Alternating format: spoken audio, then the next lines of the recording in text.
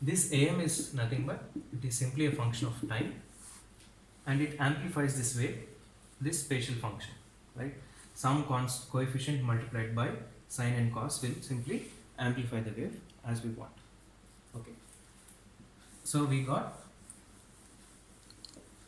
our error function. So how do we denote this?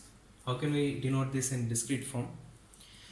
We can get a general term that epsilon I, that is this error function at nth time step and at ith point, can be given as e raised to the power of some amplitude of time.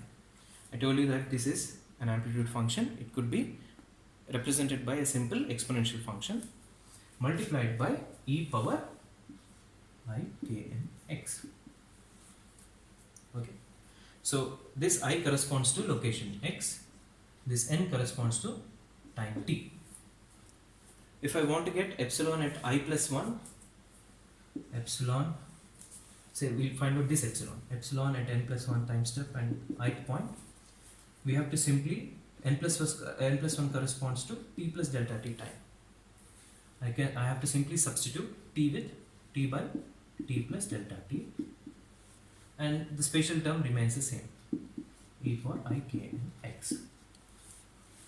Let us write this term as well, and this term epsilon n I plus 1 is nothing but e power a t, n is at time t, e raised to the power of I k m times. Now I plus 1 corresponds to location x plus delta x, so we need to substitute x with x plus delta x. And finally this term, error at nth time at space I minus 1 point, I get e power a t and e power I k n x minus delta x. Okay, this is nothing but e power a t, some exponential function which acts as some amplitude. Okay, now let us substitute all these terms here and let's see what we get. Okay, alpha delta t by delta x square. Till now what we have done is we have built a function, a generalized error function, which is a summation of all the waves that we want. Epsilon at I plus 1 over I, what will I get? This term divided by this term. What will I get?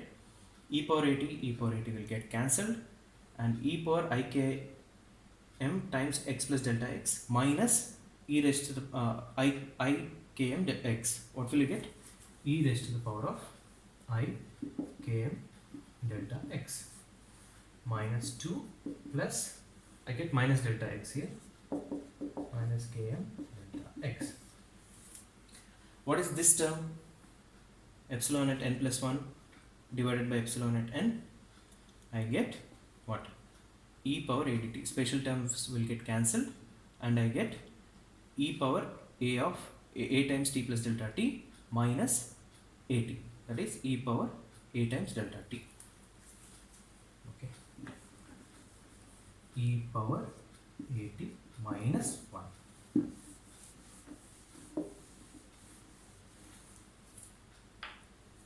Okay, let's carry on. Now we'll try to note that this is nothing but our amplification factor g, right? So this is what we are interested in quantifying. E raised to the power of at, oh sorry, it's a delta t, right? Yeah, a delta t. E a delta t is nothing but 1 plus alpha delta t by delta x square times e power I k delta x minus 2 plus e power I k delta x. Okay, the next big task is figuring out, simplifying this. Do you know any way of finding simplifying this term? Can you try simplifying this? Okay, we know that e cos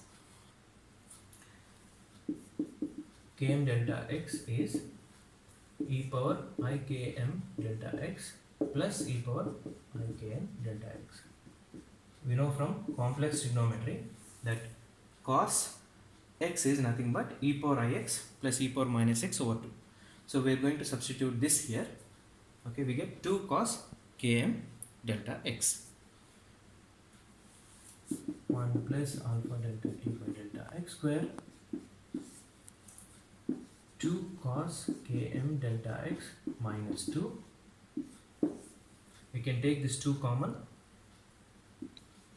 We can use this 2 here. Alright.